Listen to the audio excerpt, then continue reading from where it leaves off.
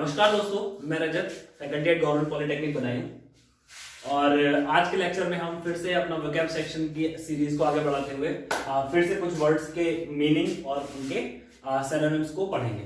ठीक है, तो आज का जो पहला शब्द है पीके। स्पेलिंग आप देखिए PIQUE, लेकिन इसका प्रोनाउंसिएशन होगा पीके। ठीक है, पीके।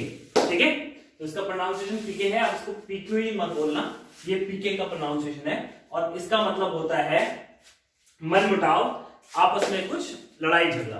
ठीक है, और अगर इसके सिनोनिम की बात करें तो इसका जो सिनोनिम है एस्ट्रेंगमेंट। ठीक है, एस्ट्रेंगमेंट। ठीक है, ESTRANGMENT, एस्ट्रेंगमेंट। ओके, तो इसका जो एक सिनोनिम बन के आता है उसको बोलते हैं एस्ट्रेंगमेंट। दूसरा सिनोनिम है टिफ, TIFF। ठीक है, दूसरा एक और सिनोनिम है मिफ, एक और सिनोनिम है रिफ। यानी इसके तीन सिनोनिम तो मिफ, रिफ और टिफ हो गए। ठीक है, और इसका एक और सिनोनिम है एस्ट्रेंगमेंट। ओके, और जो वर्ड है उसका नाम है पीके, PIQUE।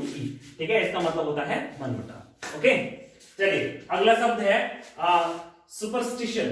ठीक है, सुपरस्टिशन का मतलब होता है अंधविश्वास।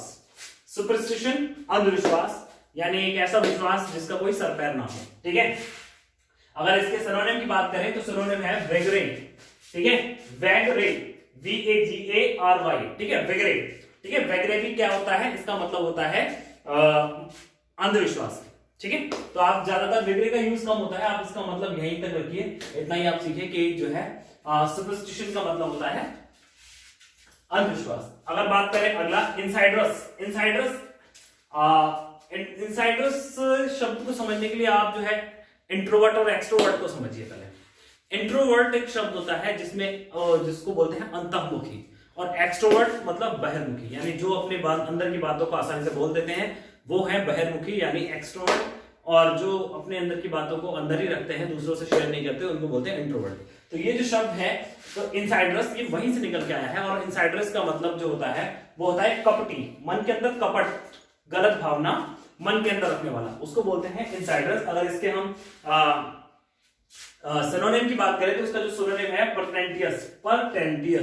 ठीक है, इनसाइडर्स का सिनोनिम पर्टेंटियस, और पर्टेंटियस का मतलब होता है कपटी, जिसके अंदर क्या हो, कपट हो। ठीक है, तो इनसाइडर्स कहां से निकल आया, इंट्रोवर्ट से और एक्सट्रोवर्ट से। ठीक है, तो इंट्रोवर्ट और एक्सट्रोवर्ट जो है यहाँ पे मैंने लिखे नहीं है, लेकिन उसको बता देना जरूरी है। ठीक है, वो नॉर्मल से शब्द है। अगला आता है नेफेरियस।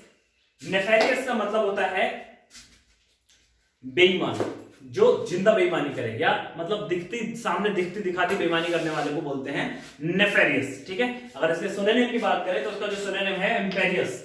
ठीक है, इम्पेरियस, IMPRIOUS। ठीक है, इम्पेरियस, और इसका मतलब क्या हो गया, बेईमान। अब आता है डेक्सटेरिटी। डेक्सटेरिटी बहुत कॉमन शब्द है। डेक्सटेरिटी आप जनरली समझते होंगे। डेक्सटेरिटी का मतलब होता है कौशल। ठीक है, डेक्सटेरिटी का मतलब कौशल। अगर इसके सिनोनिम की बात करें तो कैंट और टैक्टिस। ठीक है, टैक्टिस भी आपने जनरली सुना ही होगा। तो टैक्टिस और कैंट जो है वो डेक्सटेरिटी के सिनोनिम है, और इसका जो मतलब है इसका जो हिंदी में मतलब अगर हम देखें तो उसका वो है कौशल। ठीक है, अब बात करते हैं कॉन्ट्रेरी। ओके, तो कॉन्ट्रेरी जो शब्द है इसका मतलब होता है विरोध करना। ओके, कॉन्ट्रेरी का मतलब हो गया विरोध करना, और अगर इसके सिनोनिम की बात करें तो जो इसका सिनोनिम है वो है कॉन्ट्रडिक्शन। कॉन्ट्रडिक्शन का मतलब भी विरोध। ठीक है, अब आता है इनवर्ट। ठीक है, इनवर्ट का मतलब होता है पलट के रख देना, किसी भी चीज को पलट देना, इनवर्ट। ठीक है, सिनोनिम की बात करें तो उसका सिनोनिम है सबवर्ट। ठीक है, अब आता है नेक्स्ट शब्द कोरोलरी।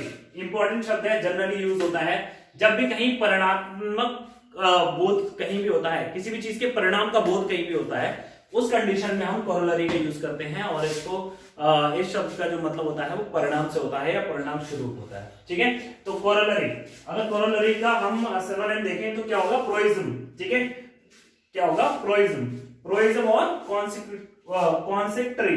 ठीक है, और इसका मतलब होता है परिणाम और परिणाम स्वरूप। अगर आप अगला देखें, जो हमारा 9th वर्ड है वो है मैनिफेस्ट। ठीक है, मैनिफेस्ट का मतलब होता है आर्टिकुलेट। आर्टिकुलेट मतलब स्पष्ट, साफ सुथरा, प्रकट करना। ठीक है। मैनिफेस्ट का मतलब हो गया प्रकट करना। याद देने वाली बात यह है, जैसे आप देखते हैं इलेक्शन से पहले पार्टियां क्या करती है, मैनिफेस्टो जारी करती है कि भाई हम इलेक्शन के बाद में ये करेंगे, तो that is manifesto of that particular party, कि भाई वो पहले से ही चीजों को प्रकट कर देते हैं कि हम इलेक्शन जीतने के बाद ये करेंगे, इसलिए उनको मैनिफेस्टो बोलते हैं। और जो मैनिफेस्टो है वो शब्द निकल के आया है मैनिफेस्ट से, ठीक है। और मैनिफेस्ट का मतलब होता है प्रकट करना।